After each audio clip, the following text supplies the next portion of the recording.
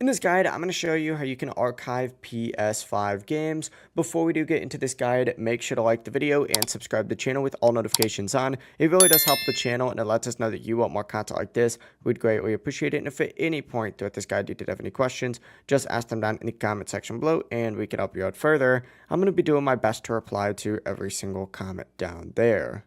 Now, PS5 does not have a separate archive button like some other consoles might. Instead, what you need to go ahead and do is go up to the settings up in the top right, select this little settings gear, and then scroll down till you see storage. Select this and then find console storage, open it up, and then go into like your games and apps, or you could also go into like media gallery, save data, stuff like that, but mainly go into games and app. And once you're in the games and apps section, you need to find the game that you want to remove. For example, let's just go ahead and say we want to remove, GTA San Andreas, right? Go ahead and select it, find delete on here, and then select delete. And this will remove the game from your console storage, but your save data will stay separate so you will not lose any actual progress say you decide to re-download it.